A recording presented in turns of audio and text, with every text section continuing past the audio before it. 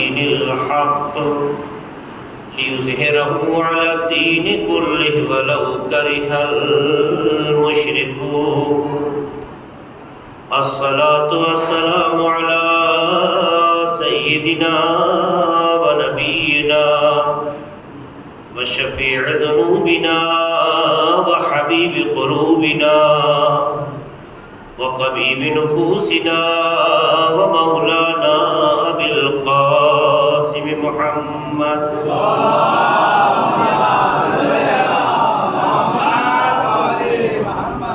وعلى أهل بيت الطيبين الطاهرين المعصومين المظلومين الذين أذهب الله عنهم الرجس وطهرهم تطهيرا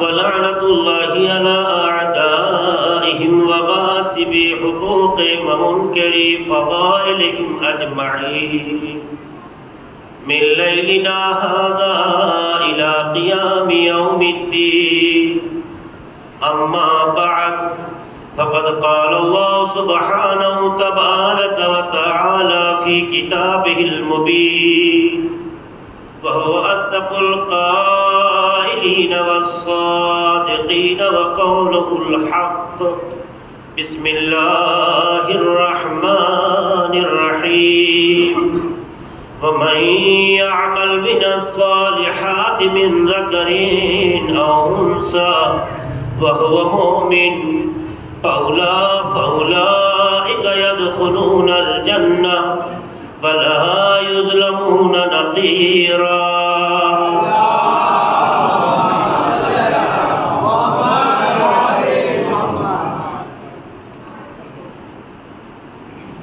خواتین کی عظمت اسلام کی نظر میں اس حوالے سے آپ کے درمیان سلسلے وار گفتگو رہی اور ہماری بات کل اس مقام پہ پہنچی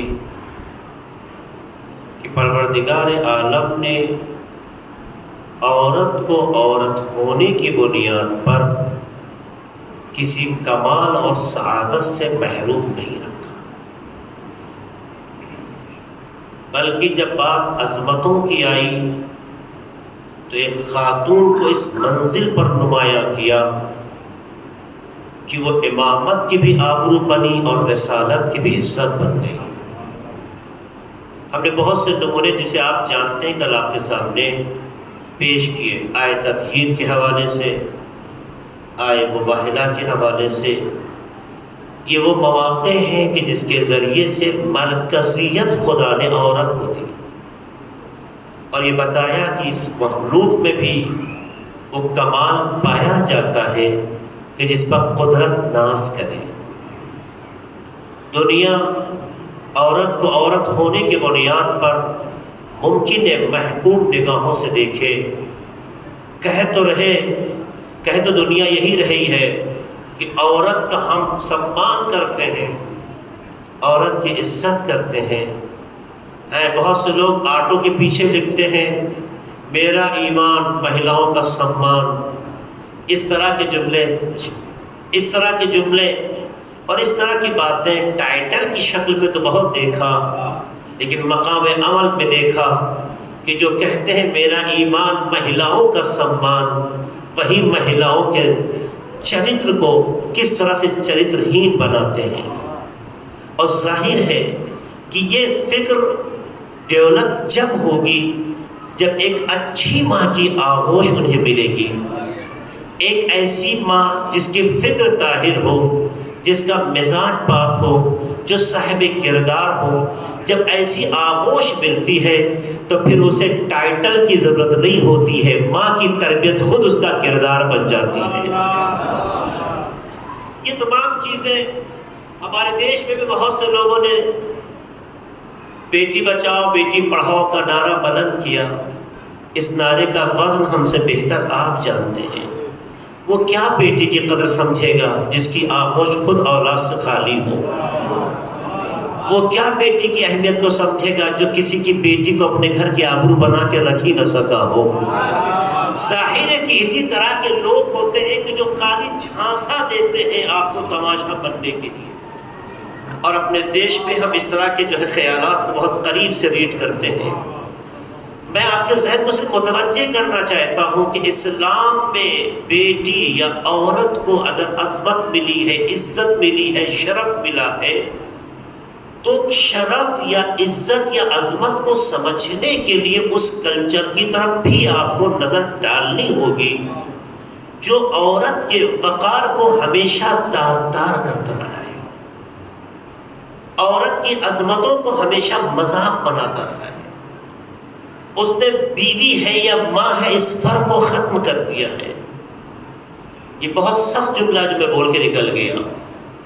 اسی لیے اسلام کی عظمت کو سمجھنے کے لیے اسلام سے پہلے کا زمانہ آپ کے سامنے رکھا گیا، اور اس زمانے کے خیالات اور افکار جو تاریخ میں آئے آپ کے سامنے پیش کیے گئے۔ یہ بات کلیئر ہو گئی کہ 19ویں قرن تک 1900 سال عیسوی کے گزر گئے، عورت کے بارے میں کسی نے پلٹ کے سوچا ہی نہیں کہ یہ بھی ایک انسان ہے۔ کسی نے جانور کہا، کسی نے شیطان کہا، کسی نے تباہی کہا، کسی نے فعل بد کہا، کسی نے مکار کہا، کسی نے زندگی کو تباہ کرنے والا کہا، کسی نے اپنے ہوس کی تسکین کا ذریعہ سمجھا۔ اس طرح کی تعبیرات جو انسان کے روح کو تڑپا دے، ہم تاریخ میں پڑھتے ہیں 1900 سال عیسوی کے گزر گئے، تب انسان میں یہ شعور پیدا ہوا یہ بھی کوئی مخلوق ہے، اس پر بھی دھیان دینا چاہیے، اس پر بھی توجہ دینا چاہیے۔ مجھے نہیں پتا آیا ان کی شرافت نے توجہ پہ مجبور کیا ہے یا پھر ان کی ہوس کا کوئی دوسرا طریقہ ہے جو نکالا گیا ہے۔ اس لیے ہم نے دیکھا اس عورت کو اپنے کلچر، اپنے وزن کا انہوں نے آج بھی وہ وجود مانا ہے کہ جہاں پہ عورت کی عظمتیں شرمندہ ہوتی ہیں، لیکن پروردگار جس نے اس مخلوق کو پیدا کیا ہے وہ اچھی طرح سے جانتا ہے کہ اس کی عظمت کیا ہے۔ اس لیے قرآن میں آپ کو مختلف آیتیں ملیں گی۔ میں نے عرض کیا نام بھی ایک سورے کا مریم رکھا تاکہ دنیا یہ نہ کہہ سکے اگر محمد نام کا سورہ قرآن میں آیا تو عورت کی کوئی جگہ نہیں ہے۔ مریم کا نام دے کر سورے میں یہ اللہ نے بتایا کہ ہمارے ہاں عورت و مرد میں کوئی فرق نہیں ہے، اس لیے کہ مخلوق مرد ہو وہ بھی میری ہے، عورت ہو وہ بھی میری ہے، دونوں کی تخلیق میں ہم نے اپنے کمال کا استعمال کیا ہے۔ تو جس کے وجود میں کمال الہی ہو اس کے اندر کبھی بھی وہ چیزیں نہیں ہو سکتی ہیں جو عام ذہن چھوڑتا ہے۔ اس لیے ہم نے قرآن مجید میں صرف یہی تک بات نہیں رکھی ہے، ہم نے دنیا کی عورتوں کو بھی ایک عزت بخشی ہے اور ایک سورہ رکھا جس کا نام نساء پڑا، اور ایسا سورہ کہ جس کا مطلب خواتین ہوتا ہے۔ یعنی اگر خواتین یہ دیکھنا چاہتی ہیں کہ قرآن میں ان کے بارے میں کوئی خیال پیش ہوا ہے نہیں ہوا ہے تو سورہ نساء قرآن کے سوروں کی ترتیب میں چوتھا سورہ ہے، اور بڑے سوروں میں ایک شمار ہوتا ہے جس میں عورت کے وجود کے نشیب و فراز پر اتنی عمیق اور گہری گفتگو ہوئی ہے کہ اگر آج بھی دنیا ایک انصاف کی نگاہ سے اس سورے کو پڑھے تو فلسفہ وجودی عورت بھی سمجھ میں آ جائے گا، زندگی کا سلیقہ بھی سمجھ میں آ جائے گا۔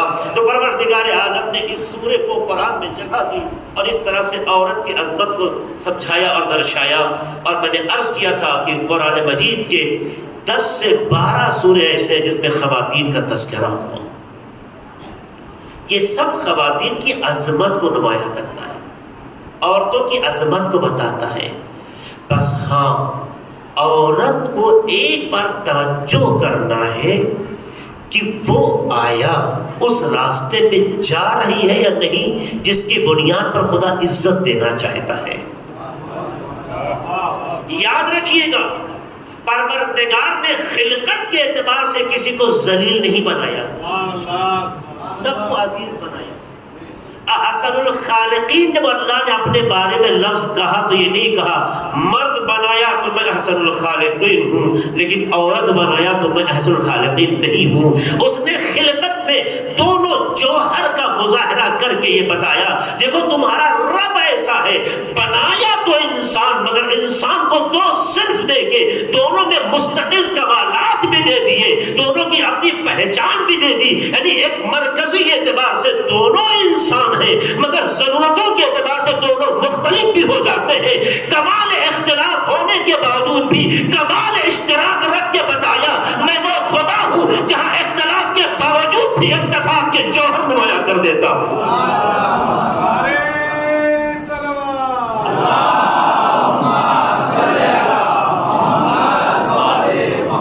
یہ پروردگار نے جب احسن الخالقین کہا تو دونوں کی طرف توجہ دی، جب دونوں پہ توجہ دی تو کہا جو تمام چیزیں کمال انسانی کا وسیلہ سمجھی جاتی ہیں، نہ عورت پیچھے ہے نہ مرد پیچھے ہے، کمال انسانی کے لیے دنیا علم کو ذریعہ مانتی ہے۔ ہم نے عورت کو تعلیم سے روکا نہیں ہے، پیغمبر نے خود اعلان کر دیا ہر مسلمان مرد اور عورت پر علم کا حاصل کرنا واجب ہے۔ یہ خود لفظ مسلمہ مسلمان عورت کی تاکید یہ بتاتی ہے کہ اسلام جاہل کو پسند نہیں کرتا۔ جہاں جہالت ہوتی ہے وہاں اسلام نہیں ہوتا۔ زمانے جاہلیت کو پیچھے چھوڑ کر زمانے علم و شرافت کو آگے بڑھانے والے وسیلے کا نام ہی اسلام ہے۔ اس لیے جاہل مرد ہو وہ بھی اسلام کو پسند نہیں ہے، جاہل عورت ہو وہ بھی اسلام کو پسند نہیں ہے، کیونکہ جہاں جہل ہوتا ہے وہاں اسلام نہیں ہوتا، جہاں علم ہوتا ہے وہیں اسلام ہوتا ہے۔ اسلام اور جہالت ہو، جب خدا نعوذ باللہ جاہل نہیں ہے، خدا کے انبیاء جاہل نہیں ہے، ائمہ جاہل نہیں ہے، اولیاء جاہل نہیں ہے، تو جہاں سلسلے میں علم اور کمال پایا جاتا ہو وہاں تابعین میں جہالت ہو، یہ کمال بے معرفتی ہے۔ اس لیے پروردگار چاہتا ہے کہ جو دعویٰ کرتا ہے نبی ہمارے ہیں، جو دعویٰ کرتا ہے خدا ہمارا ہے، جو دعویٰ کرتا ہے اولیاء اللہ ہمارے ہیں، تو اس کے اندر یہ شعور ہونا چاہیے دعویٰ کی تصدیق جہالت سے نہیں ہوتی ہے، علم اور کمال سے ہوا کرتی ہے۔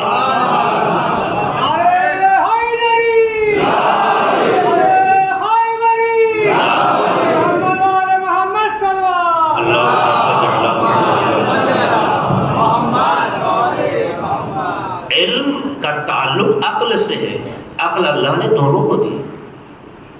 کمال انسانیت کے لیے جتنی چیزیں ضروری ہیں اللہ نے دونوں کو عطا کی، استعمال کا اختیار اللہ نے دونوں کو دیا، دونوں کو دیا۔ اب کمال انسانیت میں ایک دوسرا جوہر کردار ہے، اس میں بھی اللہ نے دونوں کا کمال کردار میں دیکھا۔ تم بھی کردار اور تم بھی کیریکٹر، اپنے کردار کو پیش کرتے جاؤ، اپنے درجات کو بلند کرتے چلے جاؤ۔ آپ دیکھیے اللہ نے ایسا کہیں دیکھا اپنے کہ کردار میں عورت و مرد میں فرق قائم کیا؟ اخلاق انسان کا جوہر ہے، کیریکٹر انسان کی آئیڈینٹی ہے۔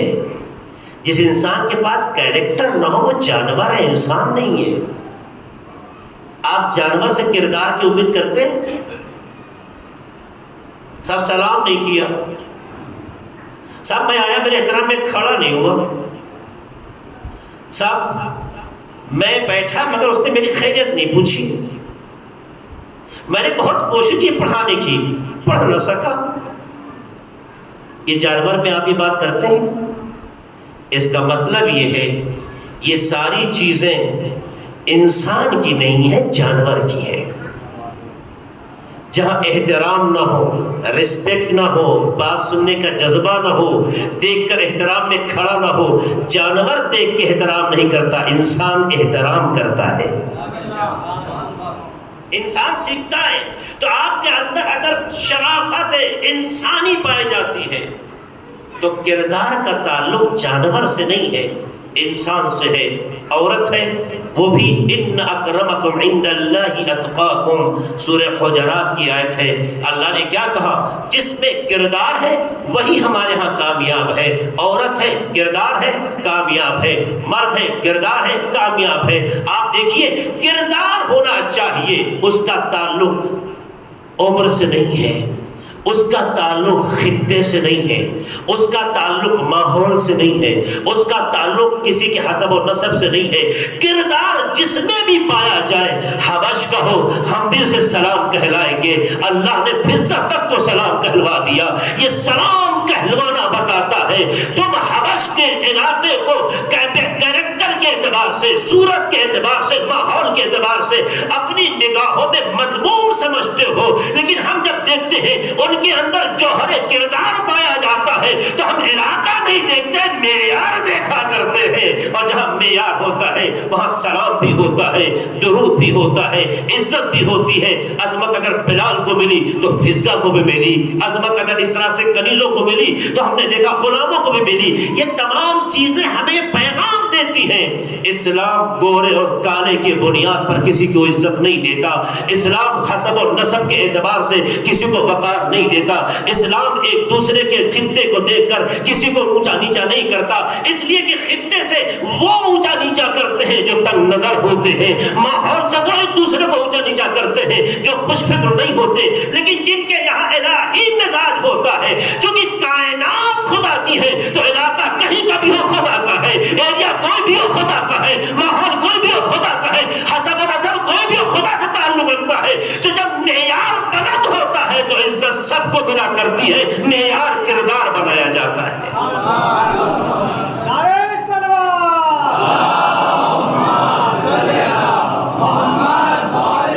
میں نے سورہ آل عمران کی آیت آپ کے سامنے پیش کی۔ جناب مریم نے کیا کہا؟ لم یمسسنی بشر، مجھے کسی نامحرم نے ٹچ نہیں کیا ہے۔ میں اس کا ترجمہ اپڈیٹ کر کے بول رہا ہوں، شریعت کے جو فارمولے ہیں، رولز۔ لم یمسسنی بشر، مریم کیوں بنی؟ ان اللہ اصطفاکی وطہرکی واصطفاکی علی نساء العالمین، یہ آیتیں پڑھ چکا ہوں اس سے پہلے پروگرام میں۔ یہ کیوں اس منزلے پہنچی؟ کیوں اللہ نے کہا تمہیں چن لیا، تمہیں پاک بنایا؟ کب یہ سب بشارتیں ملی؟ مجھے بتائیے، کیا جناب مریم کی پیدائش میں یہ بشارت آئی ہے؟ جناب مریم کو اللہ نے جب ماں کے درجے پر فائز کرنے کا ارادہ کیا ہے تب یہ مراحل اعلان ہوتے ہیں، مراحل اعلان ہوتے ہیں۔ مراحل کسی کو کمال جب دیا جاتا ہے، یا کمال کا اعلان جب ہوتا ہے جب اس میں کمال پایا جائے۔ یعنی ایسا نہیں ہے کہ مریم جب منتخب ہوئی تو صاحب کردار ہوئی، ایسا نہیں ہے کہ جب اللہ نے کہا مریم تمہیں طاہر بنایا تو اب طاہر ہوئی، اس کے پہلے طاہر نہیں تھی۔ اس کا مطلب یہ ہے جب سے پیدا ہوئی ہے، ولادت سے لے کر جب پروردگار کا اعلان آ رہا ہے، مریم کی زندگی پروردگار کے اس معیار پر کھری اتر رہی ہے کہ جس کی بنیاد پر خدا کہنا چاہتا ہے کہ تمہارا مزاج معیار اتنا بلند ہے کہ جب تک تمہیں انتخاب نہ کرے سکون نہیں محسوس ہوتا ہے، جب تک طہارت کا اعلان نہ کرے سکون نہیں ہوتا ہے۔ لیکن یہ سب چیزیں اعلان کیسے ہوئی؟ لم یمسسنی بشر، جب کوئی نہ محرم ٹچ نہ کرے تو خدا اس کے کمال کا اعلان کیا کرتا ہے۔ یہ منزل ہے جناب مریم، اور جب جناب مریم اس منزل پر آتی ہے تو آپ دیکھیے جناب مریم تو ایک بات کا مرحلہ ہے، اس وقت کا مرحلہ جب خود پیدا ہوئی جناب مریم۔ قرآن پڑھیے، سورہ آل عمران پڑھیے، قرآن جناب مریم کے بارے میں ملتا ہے وَكَفَّلَهَا زَكَرِيَّا، جناب مریم کی ماں نے دعا کی تھی، خدایا مجھے ایسا فرزند عطا کر کہ جو بیت المقدس کی خدمت کر سکے۔ یہ دعا کی تھی، قرآن مجید کی آیت پڑھی ہے، ہمیں فرزند عطا کر، فتقبل منی، قبول فرما۔ اللہ نے جب بیٹی کی فلما وضعت، جب ان کے یہاں ولادت ہوئی، جب بیٹی پیدا ہوئی، خدایا وضعتها انثى، میں نے تو نظر کی تھی، انی نظرت لک، خدایا میں نے نظر کی ہے. نظر جسے آپ اردو میں کہتے ہیں منت، عربی میں نظر نون زال رے، زو والا نہیں، نون زال رے، نظر کا مطلب منت. اس کا مطلب منت کا ماننا اسلام کا حصہ ہے. منت ہے، بس یہ دیکھنا ہے کہ منت معیاری ہے یا غیر معیاری ہے. منت مانو آپ معیار تو دیکھو. جناب یہ خاتون جو دعا کر رہی ہیں، جناب مریم کی ماں جو عمران کی زوجہ ہے نا، یہ دعا کرتی ہے نظر کی خدایا کہ مجھے اولاد عطا کر، محررن، تاکہ وہ خادم ہو، خدمت گزار ہو بیت المقدس کا. یہ دعا مانگی تھی. اور جب بیٹا پیدا ہوا تو کہتی ہیں خدایا، بیٹی پیدا ہوئی تو کہا خدایا میں نے تو، مجھے جو ملی تو بیٹی ہے. اس کے آگے کا جملہ ہے لیس الذکر کالانثیٰ، بیٹی بیٹے جیسے نہیں ہوتی، میں کیا کروں؟ کیوں؟ چونکہ خدمت کے لیے مانگا تھا، نیت پاک تھی، بلند تھی، منت مانگی تھی اولاد کی. یاد رکھیے گا، آپ نے منت مانی اولاد کی. ہو سکتا ہے آپ کا کانسیپٹ ہو کہ لڑکا ہو، منت مانی ہے کہ ہم خدمت ہے بیت المقدس کے لیے، ہمیں اولاد چاہیے. اب یہ خدا طے کرے گا کہ بہتر کیا ہے، چونکہ جس کی چیز ہوتی ہے وہ بہتر جانتا ہے کہ کیا دینا چاہیے. بیٹی دیا، اس کا مطلب یہ ہے کہ مقدس مقام کا جو تحفظ بہتر کر سکتی ہے وہ بیٹی ہے. اور اسی لیے آج بھی ہمارے سماج میں خواتین سب سے زیادہ مذہب سے وابستہ ہو. دیکھیے، اور کسی بھی سماج میں دیکھیے، یہودی ہو، کرسچن ہو، کسی ہندو ہو، کسی بھی آپ عابد سماج میں دیکھیے تو خواتین ہی زیادہ عبادت گاہوں سے مانوس ہوتی ہے. پروردگار نے جناب عمران کی زوجہ کو ان کی خواہش پر بیت المقدس کی خدمت کے لیے انہوں نے کہا خدا چاہیے، منت مانی ہے کہ میں یہ کروں. اللہ نے بیٹی دی، اور جو سماج و ماحول تھا اسے دیکھ کے کہا کہ لیس الذکر کالانثیٰ، خدایا بیٹی بیٹا جیسی نہیں ہوتی. ظاہر بیٹی ہے، خدمت کے لیے منت مانی تھی، خدمت کے لیے. ہم بیٹی چھوڑیں گے، معاشرہ ہے، ماحول ہے، سماج ہے، زمانہ ہے. یہ تنگ نظریہ ہماری ہے، خدا کی نہیں ہے. ہم نے بیٹیوں کی زندگی کو تنگ کیا. سلام ہو اس زمانے پر کہ جو روایتیں کہتی ہیں جب اللہ کی آخری حجت امام زمانہ علیہ السلام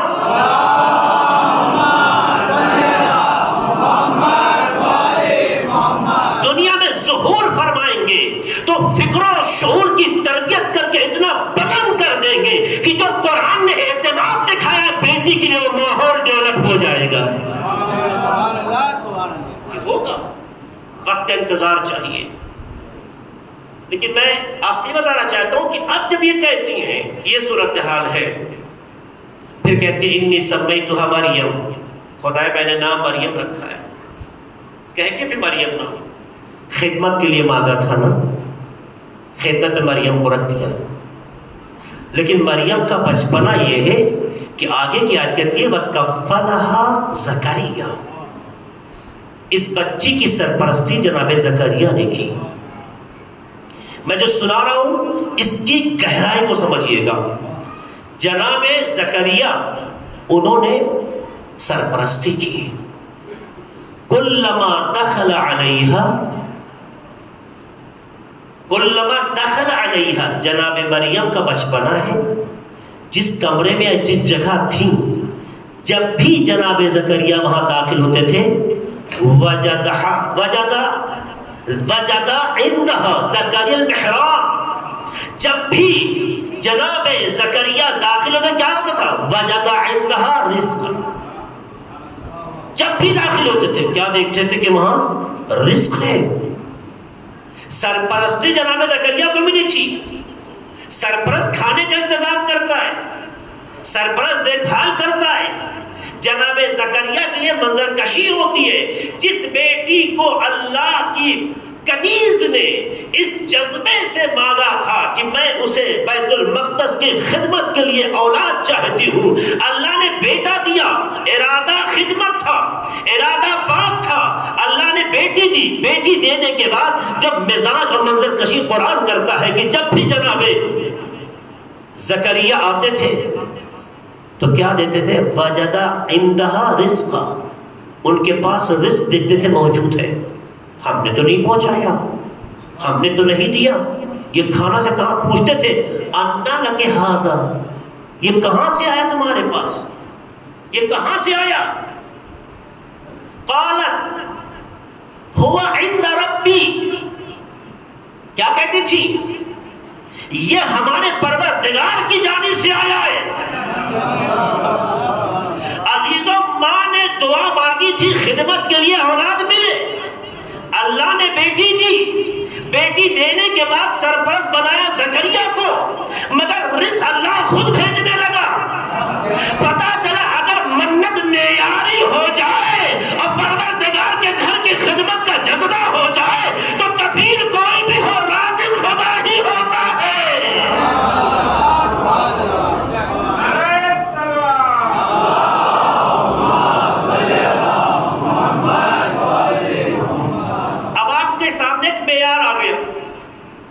مجھے بتائیے قرآن میں ایسا کوئی نمونہ ہے کہ بیٹا ہوا اور اس کے ساتھ یہی سب سارے مراحل طے ہوئے ہوں؟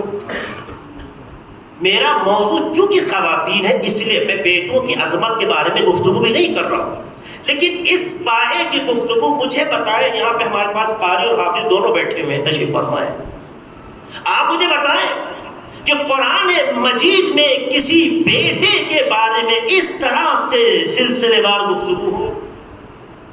بیٹی کے لیے ہوئی، بیٹی کے لیے ہوئی، اس کا مطلب سمجھ میں آیا؟ یعنی اگر بیٹی معیاری ہو جائے، بیٹی اگر معیاری ہو جائے تو قرآن نے بتایا رزق خدا بھیجتا ہے۔ اگر مریم کے لیے یہ رزق دیکھا گیا تو دختر نبی کے لیے بھی دیکھا گیا کہ پیغمبر جب گھر میں آتے تھے فاطمہ یہ خوشبو کہاں سے آ رہی ہے؟ خدا یہ پروردگار نے بھیجا ہے۔ یہ معیار جب قرآنی ہوتا ہے تو چاہے کل کے زکریا کا مسئلہ مریم کی شکل میں ہو، چاہے خاتم النبیین کی شکل میں فاطمہ کا ہو، ایک ہو جاتا ہے۔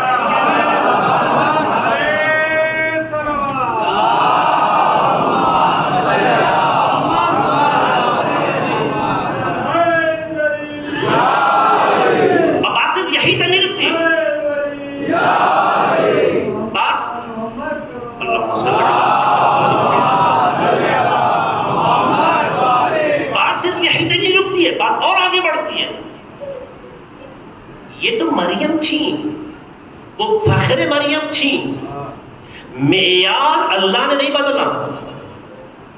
اگر وجود خدا کے لیے ہو، میں نے اب تک کیا کہا آپ سے؟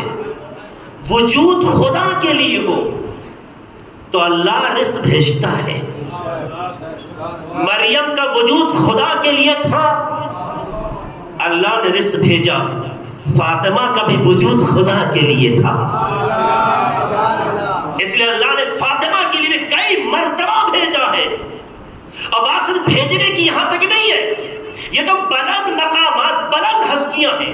میں نے دیکھا حبشے کے رہنے والی، اٹھا کے روایتیں دیکھیے، حبشے کے رہنے والی ایک کنیز جسے فضہ کہتے ہیں، جب وہ جناب فاطمہ زہرا کی تربیت میں آ جاتی ہے تو میں نے دیکھا تربیت زہرا کا جب فضہ پہ اثر ہوا تو پروردگار نے وہ اثر ڈال دیا جو شہزادی کا اثر ہوتا تھا۔ اس لیے دیکھا ہے جب فضہ کا دل کہتا تھا، ہاتھ بلند نہیں ہوتے تھے، خانے جنت آ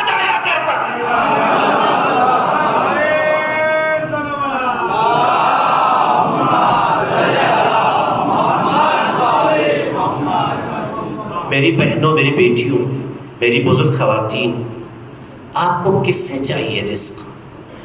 اپنے خدا سے نا۔ تو صرف ایک معیار پیدا کر لو، خود میں فکری اور عملی طہارت پیدا کر لو۔ تمہارا روز، تمہارا رزق، کورونا تو بڑی چھوٹی چیز ہے، کوئی روک نہیں سکتا تمہارا رزق۔ کوئی جب دینے والا موجود ہے تو روک کون سکتا ہے؟ جب خدا پہنچانا چاہتا ہے تو دنیا تنگ ہو جائے، دنیا عاجز آ جائے، مگر خدا پہنچا کے رہتا ہے۔ آپ مجھے بتائیے، اللہ جب بارش کرتا ہے تو ہم کتنی دیر پانی روک پاتے ہیں؟ بتائیے مجھے، اللہ جب بارش کرتا ہے تو کتنی دیر پانی روک پاتے ہیں؟ اگر زیادہ روک لیا تو ڈیم ٹوٹ جائے گا، پھر طوفان بن کے خبر لے گا۔ خدا بہتر جانتا ہے، پانی جب گراتا ہے سب کے لیے گراتا ہے نا۔ پانی سے زیادہ فائدہ زمین کے اعتبار سے کسے ملتا ہے؟ مجھے بتائیے۔ کھیتوں کو، تمام وہ انسان بھی پانی سے فائدہ اٹھاتا ہے، لیکن کھیتوں کو، نباتات کو، انسان میں اللہ نے عقل دی ہے تو پانی کو حاصل کرنے کا سلیقہ اسے آتا ہے۔ تو جس کے پاس سلیقہ نہیں ہے، پانی میں روانی پیدا کر دی کہ پانی گرے گا پر ٹھہرے گا نہیں، بہتا رہے گا، لیکن جہاں جہاں خشکی ہو سب تر کر سکے۔ تو جو خدا مخلوقات میں زمین کی خشکی کو دیکھ کے ترس کھا کے اسے بھی تر کر دیتا ہے، تو اشرف المخلوقات کو بھوکا کیسے رکھے گا؟ سلام علیہ محمد وعلی محمد پر۔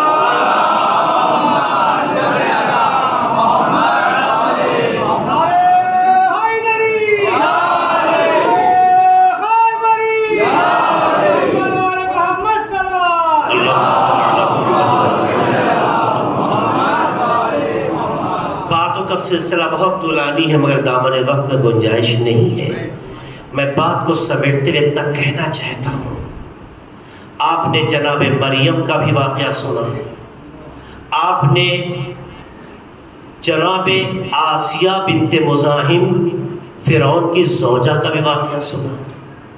اس سے یہ تو آپ کو اطمینان ہو گیا کہ پروردگار عالم عطا کی منزل میں مرد اور عورت نہیں، معیار دیکھتا ہے۔ معیار بلند کرو، مانگو خدا سے، اس سے مانگو جو دیتا بھی ہے اور آبرو سے کھیلتا نہیں ہے۔ اس کے سامنے کیوں ہاتھ پھیلاتے ہیں کہ شاید کراہیت سے دے بھی دے اور کب ہمیں رسوا کر دے معلوم نہیں ہے۔ اس نے کہا ہے ہم سے مانگو، ہم نہ دے سکے تو جانا کہیں، پر مانگنے کا سلیقہ صحیح ہونا چاہیے۔ دیکھیں، مانگنے کا سلیقہ ہے، اگر اس سلیقے سے نہ مانگا تو دینے کا لطف نہیں ہے۔ اللہ سب دینا چاہتا ہے، ہمارا رب کا خدا ہی تو ایسا ہے، سب کچھ اس کا ہے، پر کچھ اپنے لیے رکھنا نہیں چاہتا، کچھ رکھنا نہیں چاہتا۔ جیسے ایک اچھا باپ اپنی اچھی اولاد کے لیے کچھ روکنا پسند نہیں کرتا، تو جب ہم وسیلہ خلقت ہو کے اتنا مہربان ہے تو جو حقیقی خالق ہے وہ کتنا مہربان ہوگا۔ تو یہ ہے فکر، جسے آپ پلند کیجئے، آپ کو سب ملے گا۔ عظمتوں کے حوالے سے میں بات کر رہا تھا، آپ دیکھیے جب انسان کے دہلیز میں بیٹی قدم رکھتی ہے، کل میں نے 2 روایت سنائی کہ پیغمبر سے منسوب روایت تھی کہ جب بیٹی گھر میں آتی ہے تو کیا برکات، 10 برکتیں 10 رحمتیں نازل ہوتی ہیں، ملائکہ اس گھر پہ نازل ہوتا ہے اور نازل ہو کر اس کے باپ کے حق میں دعائیں اور مغفرت کرتا ہے۔ بیٹیوں کی اتنی فضیلت ہے، اور بیٹی ہوتی ہی ایسی ہے۔ آج کا بھی سروے، پریزنٹ ٹائم کا میں سروے آپ کے سامنے رکھ رہا ہوں، انٹرنیشنل سروے سے پتہ چلا ہے کہ جتنا دلچسپی ماں باپ میں بیٹی رکھتی ہے بیٹے نہیں رکھ پاتے. آج بھی ہے ہمارے سماج میں پرائی کہہ دیا جاتا ہے, امانت کہہ دیا جاتا ہے, یقیناً اسے آبرو کے ساتھ رخصت کیا جاتا ہے, لیکن جو دور ہو کے بھی غافل نہیں ہوتی ہے اسے بیٹی کہتے ہیں, اور جو پاس رہ کے بھول جائے اسے بے تربیت اولاد کہتے ہیں. یہ ہے ایسے نہیں. اب آپ مجھے بتائیے انصاف سے, میں نہیں کہتا بیٹے غلط ہیں, میں یہ نہیں کہنا چاہتا, اگر بیٹوں میں بھی تربیت صحیح سے اثر انداز ہو تو بیٹے بھی اپنے ماں باپ کے لیے جان دیتے ہیں, لیکن بیٹیاں چونکہ عاطفی ہوتی ہیں, جذباتی ہوتی ہیں, اس لیے زیادہ اٹیچ ہوتی ہیں پیرنٹس سے, دور رہ کے بھی تڑپتی ہیں, اور کہتے ہیں جتنا انسان دور ہوتا ہے اتنی تڑپ بڑھ جاتی ہے. یہ بھی ہوتا ہے, لیکن آج کا بھی سروے بتاتا ہے کہ بیٹیاں اس زندگی میں ماں باپ کے لیے زیادہ کام آئیں. اس کا مطلب بیٹے نااہل ہو جاتے ہیں کیونکہ حالات زمانہ ہے اس کا. ہم اپنی اولاد کی تربیت میں وقت نہیں دیتے. ہمارے یہاں کی خواتین شادی کے بعد, ہمارے یہاں کی خواتین, دیکھیے ماشاءاللہ خواتین کی گفتگو اتنی اچھی چل رہی ہے, اوپر کی ان کی آواز میں سن رہا ہوں, آپ محسوس کر سکتے ہیں ماشاءاللہ ان کا سبجیکٹ اتنا اسٹرانگ ہوتا ہے کہ جناب فاطمہ زہرا بھی بیٹھے ہو, ٹینشن نہیں ہے, مجھے اپنی ہی بات کرنی ہے. ایک سلوات پڑھ دیں محمد والے محمد پر.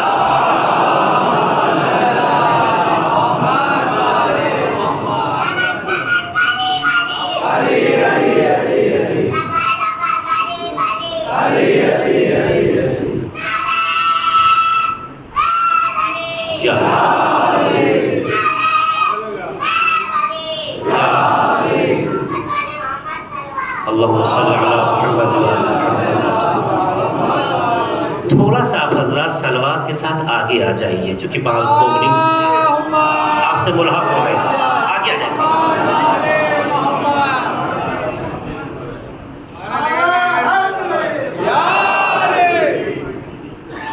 مل جل کے سلوات پڑھتے محمد علی محمد پر.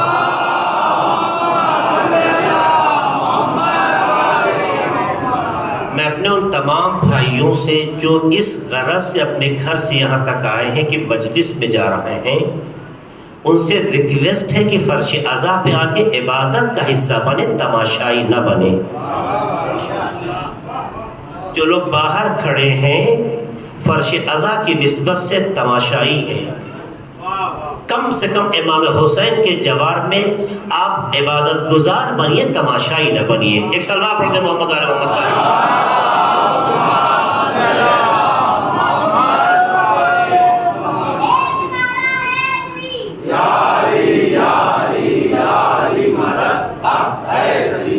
اب آپ دیکھیے آج کے معاشرے میں, آج کے زمانے میں عورت جب لڑکی شادی کر کے بیوی بنتی ہے تو سب سے زیادہ سسرال والے بھی سوچتے ہیں, میں ترقی یافتہ زمانے کی بات کروں, آپ جیسے شریفوں کی نہیں, ان کی کوشش یہ ہوتی ہے بھائی بہو ایسی ہونی چاہیے کہ کم سے کم کچھ تو ورک کر سکے, کچھ تو ایسا ہونا چاہیے ورک کرے, کچھ سورس آف انکم تو ہونا چاہیے, لائف اس سے اور جو ہے اچھی ہوتی ہے نا. آپ دیکھیے پڑھے لکھے طبقوں کے چوچلے, آپ جو ہے یہ کسی فرد پہ لے کے نہ سوچئے گا, میں اس کو ایک انٹرنیشنل لیول پہ یہ بات رکھ رہا ہوں. پڑھے لکھے گھروں کے یہ چوچلے ہیں پر غلط نہیں ہے. گھر کی خوشی کے لیے اگر شریعت کے حدود میں رہ کر, گھر کی خوشی کے لیے اگر شریعت کے حدود میں رہ کر عورت بھی کچھ خوشحالی کا ذریعہ بن جائے تو گناہ نہیں ہے. مگر ایک چیز رک کے کہنا چاہتا ہوں, ایک چیز رک کے کہنا چاہتا ہوں, اسلام نے کفیل کسے بنایا, مرد کو یا عورت کو؟ مرد کو. کیوں کفیل بنایا اسے, کیوں عورت کو نہیں بنایا؟ چائنیز تو عورتوں کو کفیل مانتے ہیں، ویسٹرن میں بہت سے لوگ عورتوں کو اپنا کفیل مان چکے ہیں، بہت سے سمجھدار جوان اپنی بیویوں کو کفیل مان چکے ہیں، بہت سے سمجھدار جوان ڈھونڈتے ہیں جاب ہو تاکہ کم سے کم ٹینشن فری رہو، مان چکے ہیں۔ میں نے کہا تھا، یاد ہے جملہ، انسانیت کے اعتبار سے عورت اور مرد میں کوئی فرق نہیں ہے۔ کمالات کے منزلوں میں نہ عورت کو روکا گیا نہ مرد کو، عبادت کے کسی مرحلے میں نہ عورت کو روکا گیا نہ مرد کو۔ آپ مجھے بتا دیجئے کہ کوئی عمل عبادی ہو عورت کو محروم کر دیا گیا؟ آپ مجھے بتائیے، نہیں ہے۔ ہر عمل میں اس کو شامل ہے، لیکن اس کی ایک وصفی اور صنفی حیثیت ہے جو دونوں کی ضرورتوں کے اعتبار سے تقسیم کی گئی۔ کیوں؟ اللہ کے لیے کیا مشکل تھا؟ میں کیا کروں، وقت میں دیکھ رہا ہوں تو میں گھبرا رہا ہوں، آج کچھ کہنے کا دل کہتا ہے۔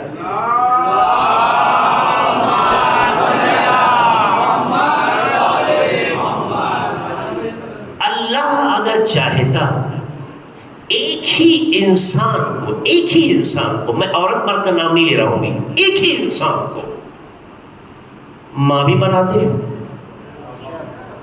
ابا بھی بناتے، کفیل بھی وہی ہو، دودھ بھی وہی پلائے، ساری اس بچے کی ضرورت اس کے ذریعے پوری ہو، کیا اللہ کے لیے ناممکن تھا؟ زور سے بولیے، نہیں نا۔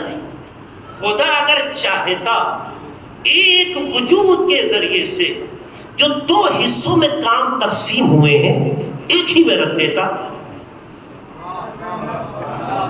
کر سکتا تھا یا نہیں؟ کر سکتا تھا۔ لیکن ایک سوال کراس کوشچن ہے میرا، اگر ایک پرسن، ایک انسان سارے کام خود تنہا کرے، اس میں کوالٹی زیادہ ہوتی ہے یا کچھ سپورٹر ہو اس میں کوالٹی پیدا ہوتی ہے؟ میں اپنی بات پہنچا چکا اب تک۔ مثلا اگر فرض کیا ہمارے درمیان ایک ایسا جوان لڑکا ہو، ایک ایسا جوان ہو، بہترین عالم ہو، بہترین انجینئر ہو، بہترین ڈاکٹر ہو، ساری خوبیاں اس کے اندر آ جائیں، یہ اپنی زندگی جی لے گا؟ مجھے بتائیے، ایک انسان میں ساری خوبیاں رکھ دی جائیں، یہ انسان سیلفش اور خود غرض ہو جائے گا۔ اس لیے پروردگار نے صلاحیتوں کو آزاد چھوڑ دیا۔ ایک انجینئر بنتا ہے تاکہ انجینئرنگ کے اعتبار سے سپورٹر بنے، کوئی عالم بنتا ہے تاکہ علم دین کے اعتبار سے وہ معاون بنے، ایک ڈاکٹر بنتا ہے تاکہ ڈاکٹری کے اعتبار سے اس فیلڈ میں جو ہے کمال حاصل کر کے علاج کرے۔ یہ مختلف صلاحیتوں کو خدا نے تقسیم کیوں کیا؟ تاکہ کوالٹی پیدا ہو سکے۔ کیونکہ اگر ہم اپنے ہی ڈاکٹر اپنا ہی علاج کر رہے ہیں تو کون سا گناہ ہے؟ ہم دوسرے کی زندگی کو بچانے کا ذریعہ بن جائے تو کمال ہے۔ ابھی ہماری بہنوں سے پوچھئے، اگر دو بہنیں ہیں دو سہیلیاں تو ہٹا دیجئے تو ان کی زندگی ویسی ہی موت جیسی ہو جائے گی، کیونکہ جب تک بولیں گی نہیں سکون نہیں ہے کہ نہیں؟ ان کی زندگی سمٹ جائے گی۔ اس کا مطلب یہ ہے پروردگار اپنی قدرت سے اگر سارے کمالات کسی ایک موجود میں رکھ دیتا تو اس کے لیے ناممکن نہیں تھا، لیکن وہ جانتا ہے ہم اپنی قدرت کا تو مظاہرہ کر سکتے ہیں لیکن اپنے کمال کو بیان نہیں کر سکتا۔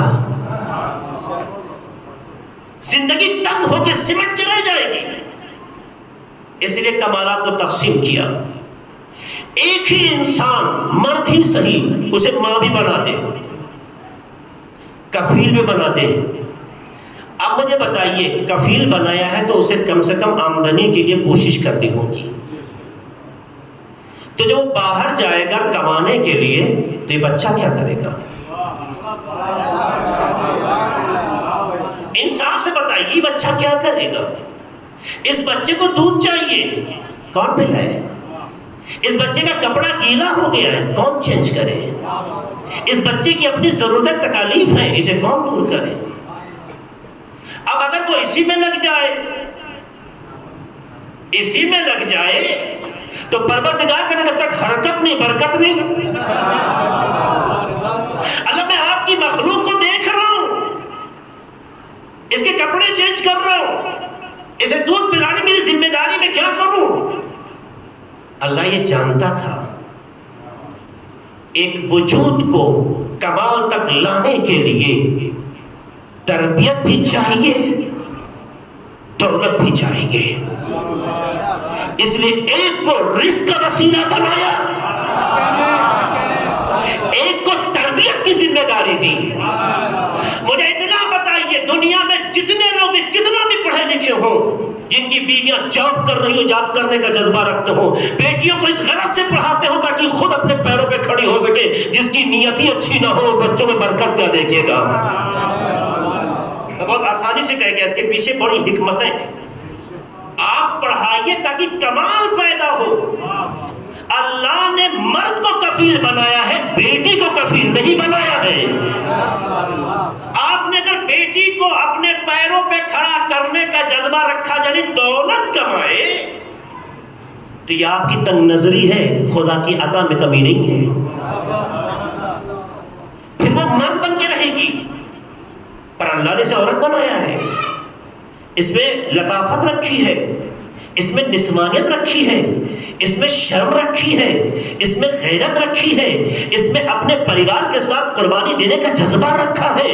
جب اسے اپنے پیروں پہ کھڑا کرنے کا ہوس ہو جائے گا تو یہ بچہ بن کر وہ تمام کام کرے گی جو سماج میں مرد کرتے ہیں، پھر عورت تلاش میں نہیں ملے گی۔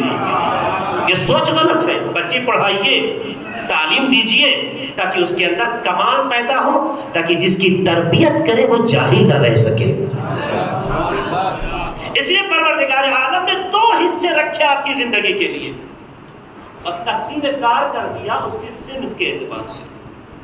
مرد کا وجود مضبوط بنایا، عورت کا وجود لطیف بنایا، عورت کا وجود لطیف بنایا، چونکہ تربیت سختی سے نہیں ہوتی، لطافت سے ہوتی ہے۔ دونوں کو کام تقسیم کر دیا۔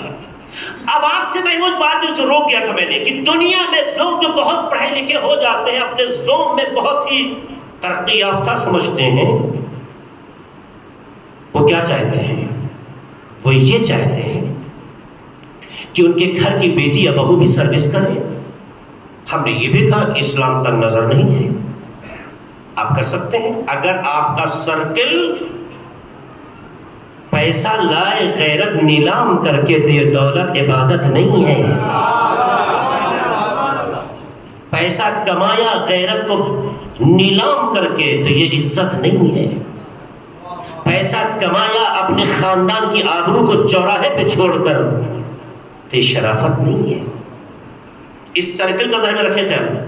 تو ہر کیوں کمانا چاہتا ہے؟ بیٹی کیوں کمائے، بیوی کیوں کمائے؟ ایک ایم ہوتا ہے، ایک مقصد ہوتا ہے ان کا مقصد یہ ہوتا ہے کہ میرے پریوار میں مشکلات نہ ہوں، ہمارے گھر بچے آ جائیں تو بچوں کی ضرورتوں میں کبھی کوئی حسرت نہ رہ جائے۔ کیا اس کے علاوہ کوئی خواہش ہے؟ مجھے بتائیے، مجھے بتائیے کون سی بیٹی ہے جو بیوی بننے کے بعد سوچتی ہے کمائے تاکہ ممی پاپا کو بھیجیں گے؟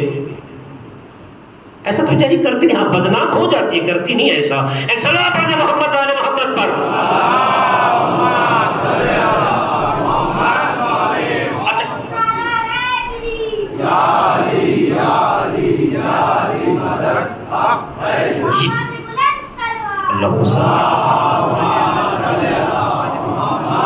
یہی میں رک کے جملہ کہنا چاہتا ہوں، اگر عورت یا بیٹی کماتی ہے نا تو اپنے کمائے ہوئے مال کی خود مالک ہے۔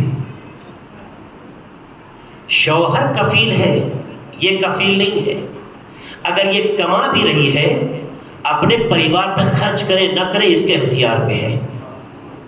یہ اپنے ماں کو دے، اپنے بھائی کو دے، کسی رشتہ دار کو دے، کسی غریب کو دے، کسی مرد میں اگر وہ واقعی مرد ہے، اگر وہ واقعی مرد ہے، اسلام یہ حق نہیں دیتا ہے کہ اس پر فاؤنڈیشن لگا کہ تم یہ نہیں دے سکتی. یعنی اگر عورت کماتی ہے تو اپنی کمائے ہوئی پیسے کی خود مالک ہے، یہ اسلام کا نظریہ ہے. جب وہ مالک ہے تو تصرف کا اسے اپنا اختیار ہے. شوہر پہ لگا دے، اولاد پہ لگا دے، گھر پہ لگا دے، ماں باپ پہ لگا دے، بھائی پہ لگا دے، فقیر پہ لگا دے، کسی صدقہ جاریہ میں دے دے. اسلام نے کوئی فاؤنڈیشن نہیں لگایا. کیوں؟ کیونکہ اس کی شرعی ذمہ داری کفالت نہیں ہے، وہ اپنے مال کی خود مالک ہے. جبکہ اسلام کے علاوہ دوسرے آج بھی ویسٹرن کلچر اور یورپ کے بعض ملکوں میں قانون ہے کہ گھر میں 40 سے لے کے 50 بعد جگہ 60% تک بیوی سپورٹ کرے گی. یہ قانون ہے، واقعی پارلیمنٹ کا قانون بنا ہوا ہے. آپ جا کے سروے کیجئے، پڑھیے، میں پڑھ کے بتا رہا ہوں. لیکن اسلام نے کہا عورت اگر ایسے حالات ہیں جو حدود شرعی میں رہ کے کما رہی ہے تو اس پیسے کی وہ مالک ہے. جس نے عورت کو مالک کی نگاہ سے دیکھا اسے مالک کہتے ہیں. یہ نظریہ ہے. اب آپ دیکھیے، آپ نے ساری کوشش کی تاکہ آپ کے بچے کی، میں بات کو آگے بڑھاؤں جلدی سے، آپ کے بچے کی ضرورتیں حسرت نہ بن سکیں. اس لیے ماں بھی زحمت اٹھا رہی ہے، باپ بھی اٹھا رہا ہے.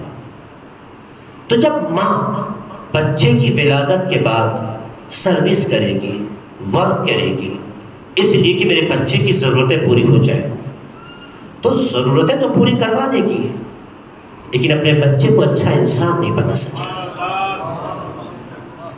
کیونکہ بچہ دولت سے اچھا نہیں بنتا، ماں کی مامتا سے اچھا بنتا ہے. ماں کی آغوش کی گرمی کے احساس سے سکون پاتا ہے. اس لیے اسلام کہتا ہے کہ تمہاری سوچ یہ ہے کہ آپ کا بچہ کسی سے پیچھے نہ رہ جائے، ہر ایک ضرورت اس کی پوری ہوتی رہے، حسرت نہ بنے. اس لیے ماں بھی محنت کر رہی ہے، باپ بھی.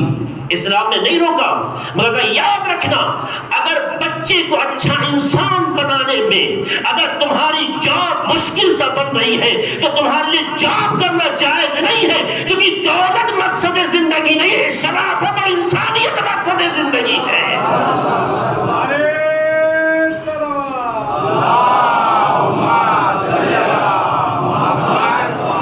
آپ مجھے انصاف سے بتائیں، جب بچہ اچھا نہیں بن سکے گا تو آپ کی دولت کا کیا فائدہ؟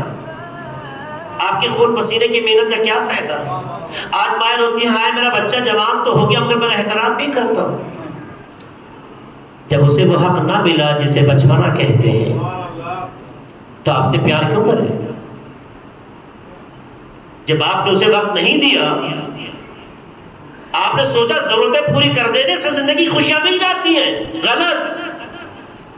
باپ کو سرپرست بنایا ہے، وہ محنت کرے، کم کماتا ہے، اگر حلال ہے تو خدا برکت دے گا. نیت پاک ہوتی ہے تو اثر بھی آتا ہے. تمہاری ذمہ داری بچے کی تربیت. جب بچہ اس قابل ہو جائے کہ اب ماں سے تھوڑا آزاد ہو کر رہ سکتا ہے، ماں جائے اگر کمانا چاہتی ہے اپنے حدود کے ساتھ کمائے. تو اسلام جاب کا مخالف نہیں ہے، لیکن اگر آپ کا بچہ آپ کے معیار پر جو خدا نے ارادہ کیا تھا اسے وہاں نہ سنوار سکے تو آپ نے بچے کے ساتھ ناانصافی کی ہے، انصاف نہیں کیا ہے. لیکن اسلام نے عورت کو اتنی عظمت دی، اس لیے ایک کو ماں بنایا، ایک کو باپ بنایا، تاکہ یہ تربیت کے حوالے سے ذمہ داریاں پوری کرے. لوگوں نے کہا اسلام نے تو عورتوں کو گھر میں محدود کر دیا، اسلام تو عورتوں کو رسپیکٹ دیتا ہی نہیں، اس سے آزادی چھین لی. آزادی بازار میں ٹہلنے کا نام ہے یا ایک آزاد فکر جوان تربیت کرنے کا نام ہے؟ مفہوم آزادی دنیا میں بدل گیا. چوراہے پر ٹہلنے کا موقع نہیں دیا. ایسا نہیں ہے. اسلام نے عورت کو اتنا محترم جانا ہے کہ ایک لمحے بھی اولاد سے دور رکھنا پسند نہیں کرتا ہے، چونکہ دنیا میں ماں سے بڑھ کے اولاد کے بارے میں کوئی اور اچھا سوچ ہی نہیں سکتا۔ اس لیے تقسیم کار کیا تاکہ زندگی اچھی سے اچھی بن سکے، اس لیے تقسیم کار کیا، اس کو یہ ذمہ داری دی، اس کو یہ ذمہ داری تھی۔ اس لیے تقسیم کار جب کرتا ہے پروردگار عالم تو اس میں ایک جذبہ پیدا ہوتا ہے۔ میں بات کو ختم کرنا چاہوں گا، اور جب اس انداز سے ماں آگے بڑھتی ہے تو آخری جملہ، بہت سی باتیں تھیں، میں 2 آیتوں، ایک حدیث اور ایک آیت کا سہارا لے کے عورت کے اسلام میں عظمت کو بیان کرنا چاہتا ہوں۔ آپ دیکھیے، اللہ کے سوا عبادت کسی کی نہیں ہوتی، اور عبادت میں اختیار و قانون صرف خدا کا چلتا ہے نا؟ اختیار و قانون صرف خدا کو چلتا ہے۔ لیکن پیغمبر فرماتے ہیں اذا كنت في صلاة التطوع، اذا كنت في صلاة التطوع، جب تم مستحبی نماز پڑھ رہے ہو، جب تم مستحبی نماز پڑھ رہے ہو، وَإِذَا دَعَاكَ وَالِدُكَ فَلَا تَقْضُهَا، اگر تمہارا باپ پکارے تو نماز نہیں توڑ سکتے۔ اگر باپ پکار رہا ہو نماز نہیں توڑ سکتے۔ وَإِن دَعَتْكَ وَالِدَتُكَ فَقْطَعْهَا، لیکن اگر تمہیں تمہاری ماں پکار لے تو نماز توڑ دینا۔ نماز ایک ایسی عبادت ہے کہ آپ شوق پر اپنے توڑ دیں تو گنہگار ہیں، مجرم ہے۔ پروردگار نے ماں کے ایثار و قربانیوں پر اتنی عظمت دی کہ جو عبادت اس سے مخصوص ہے، وہاں بھی مستحبی نماز میں ماں کو عظمت عطا کی کہ اگر ماں پکارے تو نماز بڑھانا نہیں، ورنہ تمہارا شوق ہوگا، عبادت نہیں ہوگی۔ آپ محسوس کیجیے کیوں ماں کو یہاں تک پہنچایا۔ اس لیے ماں کو یہاں تک پہنچایا کہ ماں نے اپنی آغوش میں رکھ کر اللہ 1، پنجتن 5، امام 12، معصوم 14، بیٹا دعا مانگو، اذان ہو رہی دعا مانگو، بیٹا فلاں ٹائم میں ایسے کرو، سجدے میں سر رکھو۔ یہ ماں نے اپنی آغوش میں رکھ کے تمہیں اس عبادت سے مانوس کیا ہے۔ تو جس نے عبادت سے تمہیں مانوس کیا ہے، خدا نے کہا واجب نماز میں صرف میرا اختیار رہے گا، مستحبی نماز میرے لیے ہوتی ہے، لیکن ماں کو یہ عظمت دوں گا کہ باپ اگر روک دے تو مستحبی نماز نہیں توڑ سکتے ہو، لیکن اگر ماں منع کر دے یا پکار لے تو آپ پوری کر لو پھر جاؤ، تو یہ گناہ تو ہو سکتا ہے، عبادت نہیں، مگر توڑ کے چلے گئے تو عبادت کا ثواب بھی پورا ہو جائے گا۔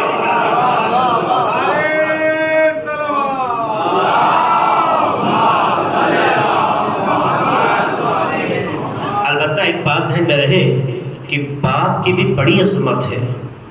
مستحبی کوئی بھی عمل ہو، مستحبی، چاہے زیارت، چاہے حج، مستحبی، چاہے مستحبی نماز، چاہے مستحبی روزہ، باپ روک دے تو آپ انجام دیں تو معصیت ہے، اطاعت نہیں ہے۔ فرض سمجھ میں آیا آپ کے؟ باپ منع کر دے تو یہ عمل انجام نہیں دے سکتے۔ ہم نماز پڑھ رہے ہیں خدا کے لیے، نماز جاری ہے، ماں کو اللہ نے وہاں یہ پاور دیا ہے۔ باپ پہلے روکتا ہے، باپ پہلے نہیں جا سکتے، نہیں جائیں گے، آپ جاتے ہیں تو معصیت ہے، سفر ہے، معصیت ہے، نماز پوری پڑھنی پڑے گی، قصر نہیں ہوگی۔ اگر باپ کہتے زیارت میں نہیں جانا ہے تو ولایت حاصل ہے، روک سکتا ہے۔ لیکن مستحبی تو باپ عمل سے پہلے ہی باؤنڈیشن لگا سکتا ہے، لیکن ماں عبادت کے درمیان میں خدا کے حکم سے یہ دخالت دے سکتی ہے۔ ماں کا پاور سمجھ میں آیا؟ ماں کی شکتی سمجھ میں آئی؟ اور اس کے بعد جب بحث میراث کی آئی تو دنیا نے چڑھانا شروع کر دیا ہے، مرد کو تو 2 عورت کو تو 1۔ اور اکثر ہمارا معاشرہ میراث کے معاملے میں خائن ہے، میراث کے مسئلے میں بہت بڑا گنہگار ہے ہمارا معاشرہ۔ اس لیے کہ لوگ بیٹیوں کا حق دینے میں پتہ نہیں کیوں تکلف کرتے ہیں. جو کچھ تھا نہیں اس نے دیا، اسے کی حکم پر آگے بڑھانا ہے، دینے میں ہم تکلف کرتے ہیں. تو لوگ کہتے ہیں بیٹی تو اسلام نے ایک دیا، مرد کو 2 دیا، بیٹے کو 2 دیا. اس میں اللہ بھی بیٹے کو 2 برابر مانتا ہے. غلط فہمی. اسلام نے جو ایک دیا ہے اس کی حکمت تو دیکھو. بیٹی اپنے باپ کی میراث سے 1/3 جو پاتی ہے وہ پرسنل ہوتا ہے، پرسنل، اس کا اپنا ہوتا ہے. وہ کفیل نہیں ہے جو خرچ کر دے. لیکن جو بیٹے کو 2 ملتا ہے پانے کے بعد، وہ چونکہ کفیل ہے انہیں پہ خرچ کر دیتا ہے، تو اسے 2 حصہ دے کے گھر پہ خرچ کرا دیا، اس کو 1 دے کر محفوظ کرا دیا. بینیفٹ کس کا زیادہ ہوا مجھے بتائیے؟ بیٹی کیا بیٹے کا؟ اور بھی حکمت ہے اس کے پیچھے. اور ایک بات کہوں جو مزے کی ہے، میراث کا قانون جب اسلام نے بنایا تو یہاں پہ بھی عورت کو مرکزی حیثیت سے دیکھا. کیا کہا؟ وَلِلذَّكَرِ مِثْلُ حَظِّ الْأُنثَيَيْنِ. لڑکے کو 2 گنا دینا ہے، مگر 2 گنا کو کس سے سمجھیں؟ 2 گنا دینا ہے تو کس کے مقابل؟ جس کے مقابل دینا وہ اصل ہے. یہ نہیں کہا ہے، یہ نہیں کہا ہے کہ بیٹے کا 2 بیٹی کا 1، یہ نہیں کہا. وَلِلذَّكَرِ مِثْلُ حَظِّ الْأُنثَيَيْنِ. حظ کہتے ہیں حصے کو. 2 لڑکیوں کے برابر، یعنی 2 گنا، 2 لڑکیوں کے برابر لڑکے کو حق دیا جائے گا. کسے معیار بنایا؟ لڑکے کو یا لڑکی کو؟ قانون میراث میں پروردگار نے لڑکی کو معیار میراث بنایا ہے، لڑکے کو نہیں بنایا ہے. یعنی اس کو مرکزی حیثیت دے گا، اس کے آدھار پر آپ 2 حصہ دیں. آپ باریکی کی طرف توجہ، یہ ہے اسلام. اسلام نے اس لیے عورت کو بڑی عزت دی، بڑی اہمیت دی، بہت رسپیکٹ کا قائل ہے مذہب. دنیا آپ کو عزت دے سکے یا نہ دے سکے، جس نے پیدا کیا وہ دینے کے لیے تیار ہے. عزت اس سے لو جو عزیز ہے، جو ذلیل ہو وہ عزیز نہیں بنا سکتا. یہی چیز کربلا نے ہمیں آپ کو سکھائی ہے. یہی چیز کربلا ہمیں آپ کو سکھاتی ہے. کربلا نے ہمیں آپ کو خدا سے جوڑا ہے. کیا چاہیے اس سے مانگو، کیا چاہیے اس سے کہو، عزت چاہیے اس سے لو. کربلا یہی تو ہے. آپ دیکھیے کہ کربلا میں کوئی بھی ایسا عمل امام حسین کے خیمے سے نہیں ملتا جو قرآن کے قانون کے خلاف نظر آئے، پیغمبر کی تعلیمات سے ہٹ کے ہو. مصیبتوں میں تو لوگ حواس باختہ ہو جاتے ہیں. مصیبتوں میں تو عام طور سے لوگ عقل کے فیصلے پہ نہیں رہ پاتے ہیں. لیکن وارث کربلا امام حسین سخت ترین آزمائشوں میں بھی شریعت کے معیار پر کھڑے اتر رہے.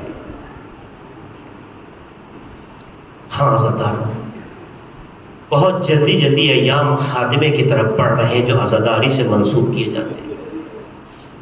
حالانکہ عزاداری 2 مہینہ 8 دن کی چیز نہیں ہے، ہماری زندگی کا حصہ ہے. ہماری زندگی کا حصہ ہے. جب آپ کا دل مزمحل ہو تو حسین پہ آنسو آئے، کیونکہ حسین کی مظلومیت یہ ہے کہ امام کہتے ہیں انا قتیل العبارات، مجھے رلا رلا کے مارا گیا ہے. یہ جملہ آسان سمجھتے ہیں آپ؟ امام حسین کہتے انا قتیل العبارات، ہمیں رلا رلا کے مارا گیا ہے. کبھی بھتیجے کی شہادت، کبھی بیٹے کی شہادت، کبھی بھانجے کی شہادت، علی اصغر کا ہاتھوں پہ ہونا، آخری لمحے میں بھی جب شمر خنجر پھیر رہا ہے، اس وقت بہن کی مظلومیت دیکھ کے میرا دل پھٹ رہا تھا. امام حسین کو بہت ستایا گیا ہے، بہت رلایا گیا ہے۔ اس لیے جب آپ کا دل کبھی سختی محسوس کرے تو حسین پہ آنسو بہاؤ، ملائم ہو جائے۔ اور عزیزانو، انسان کے مر جانے کے بعد فائل بظاہر کلوز مانی جاتی ہے، لیکن شہداء مرتے نہیں ہیں۔ شہداء مرتے نہیں، اس کا ثبوت امام حسین کے سر نے نوک نیزہ پہ دیا۔ سر کٹنے کے بعد بھی قرآن کی آیت کی تلاوت کر کے یہ بتانا چاہتا ہے شہداء مرتے نہیں ہیں، لیکن اے عزادارو، جہاں شہداء مرتے نہیں ہیں کا ثبوت دیا، وہی جب بے بہنیں، جب بیٹی جب اسیر ہوئی ہوگی تو امام حسین کی آنکھوں میں آنسو بہ رہے ہوں گے۔ شاید انا قتل الابرات میں یہ تفسیر بھی شامل ہو کہ ایسا نہیں ہے کہ حسین کی شہادت سے پہلے حسین یہ کہنا چاہتے ہو کہ مجھے بہت تڑپا تڑپا کے رلا رلا کے مارا گیا ہے، بلکہ سب کے بلند ہونے کے بعد بھی نگاہ امام حسین جو ان اسیروں کو دیکھ رہے ہیں، ارے اس بچے جسے سکینہ کہتے ہیں، ارے جب اس بے رحمانہ انداز سے اس کے ساتھ رویہ اختیار کیا گیا، کون بچی سکینہ؟ چند جملے سنیے ہم۔ آج شب شہادت جناب سکینہ ہے، اب اس بچی کے نام سے منسوب تابوت کی آپ زیارت کریں گے۔ میری ماں بہنوں، میرے بھائیوں، کربلا میں یہ بچی بہت روئی ہے، کربلا میں یہ بچی بہت تڑپی ہے۔ آپ دیکھیے، اکثر یہ ہوتا ہے کہ بچے اپنے بچپنے کی عمر میں جس چیز کی خواہش رکھتے ہیں، جو تمنا رکھتے ہیں، جو تمنا کا اظہار کرتے ہیں، اس کے رٹ لگاتے ہیں۔ مگر کربلا میں جناب سکینہ کا مزاج اس بچپن میں عجیب دیکھا کہ جب بابا علم لے کر آئے جناب عباس کا اور بیٹی نے دیکھا کہ میرے چچا نہیں آئے تو جملہ کہتی ہے، اے بابا مجھے پانی نہیں، میرے چچا عباس چاہیے۔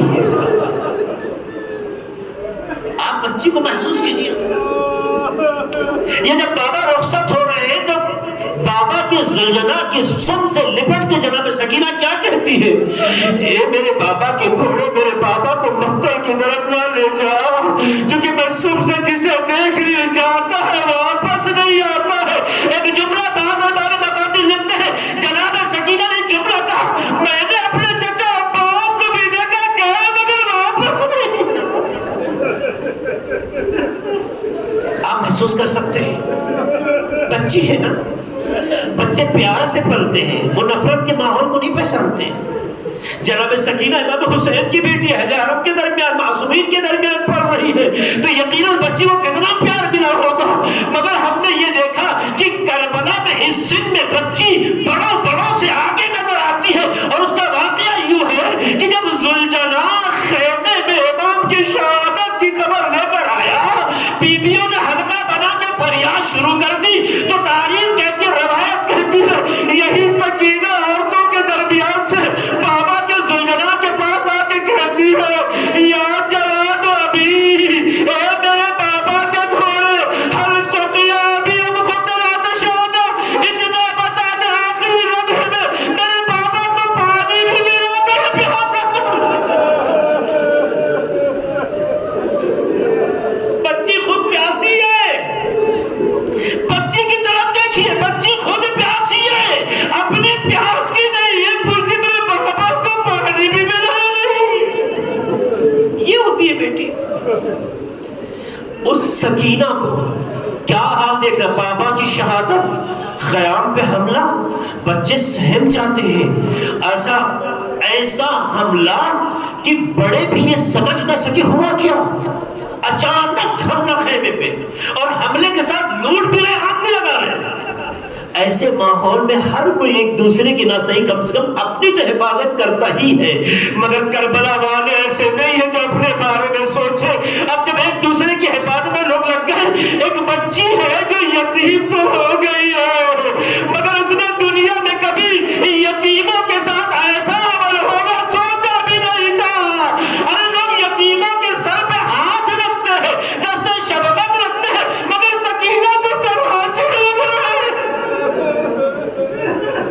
یہ بچی مصیبتوں سے آگے بڑھی، دامن میں بھی آگ لگ گئی ہے۔ کہتے ہیں کہ بیویاں بچوں کو بچانے میں لگ گئی، اور یہ بچی جو کہ صبح سے دیکھ رہی تھی بابا کدھر گئے ہیں، چچا کدھر گئے ہیں، دامن میں آگ لگی ہے۔ بابا بابا لوگ تماچے مار رہے ہیں، اے بابا جو بالیاں گوشوار آپ نے پیار سے پہنائے تھے، بابا میرے کان سے نوچ لیا گیا ہے۔ اے بابا کہاں ہے؟ رات ڈھل چکی ہے، بچی بڑھتی چلی جا رہی ہے، مقبر کی طرف جا رہی تھی۔ خدایا تیرا لاکھ لاکھ شکر ہے کہ ایک بچی جب باپ کے پاس پہنچی تو رات کا سایہ چھا چکا تھا، ورنہ ایک بیٹی اگر بابا کو اس حال میں دیکھتی کہ بدن تو ہے سر نہیں ہے، تو بچے پہ کیا گزرتی؟ آواز دیتی دیتی جاتی ہے، ایک لاشے سے آواز آتی ہے، سکینہ ٹھہر جاتی ہے۔ جناب زینب سے یہی تو کہا تھا پھپھی اماں، ہم رات کے سناٹے میں بابا کو آواز دینے کے آگے بڑھ رہے تھے پھپھی اماں، بس یہاں پہنچے آواز آئی الیہ سکینہ، ارے میں یہی ٹھہر گئی۔ سکینہ گویا بابا کے سینے تک پہنچ گئی۔ اے عزادارو، اگر یہ بچی وہی باپ کا یہ حال دیکھتی تو شاید اسے شام آنے کی ضرورت نہ پڑتی، لیکن یہ بچی شام تک سختیاں اٹھاتی ہوئی رہی ہے۔ عزادارو، آخری جملہ سے میں تمام کرنا چاہتا ہوں۔ جب یہ بچی شام میں آئی، کل میں نے ایک اشارہ دیا تھا مسائل میں کہ جناب سکینہ پھپھی اماں سے پوچھتی تھی، اے پھپھی اماں، یہ شام کو دیکھتی ہے روز پرندے کہاں جاتے ہیں؟ تو کہتے تھی میرے لال، یہ شام کو اپنے آشیانوں اپنے گھروں کو واپس جاتے ہیں۔ دیکھ بتا کہتی ہے پھپھی اماں، وہ دن کب آئے گا جب ہم اپنے گھر جائیں گے؟ وہ دن کب آئے گا جب ہم اپنے گھر جائیں گے؟ عزادار جملہ کہتی تھی، مگر ایک وقت آتا ہے زندان شام میں جناب سکینہ تڑپتی رہتی ہے، زندان شام میں تڑپتی رہتی ہے۔ وہ دن آتا ہے، وہ لمحہ آتا ہے کہ یزید امام حسین کا سر بھیج دیتا ہے۔ جیسے بابا کا سر بچی دیکھتی ہے، چہرے پہ چہرہ رکھ کے رونے لگتی ہے۔ میں نے یہ دیکھا کہ جس موقع پہ جناب سکینہ کی شہادت واقع ہوتی ہے، بعد میں لوگ شامل ہوئے ہیں، شاید اس کی وجہ یہ ہو، اس سے پہلے بھی کئی بار سر آیا، بیٹی روتی رہی، مگر آج ایسا انداز، روتے روتے آواز بند ہو گئی۔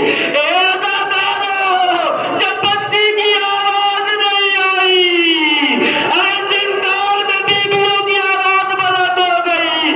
ہائے وہ بچی جو بابا پہ تڑپ رہی تھی، ہائے وہ بچی جو بابا کو یاد کرتی تھی، ارے یہ آواز بند ہو گئی۔ امام زین العابدین تڑپنے لگے، جناب زینب فریادی ہے، واہ محمدہ واہ علیہ۔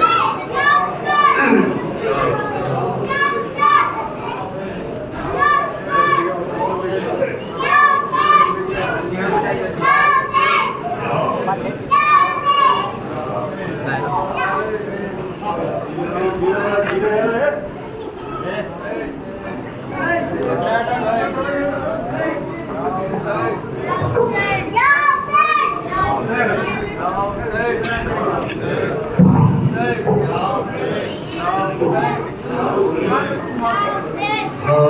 कैसे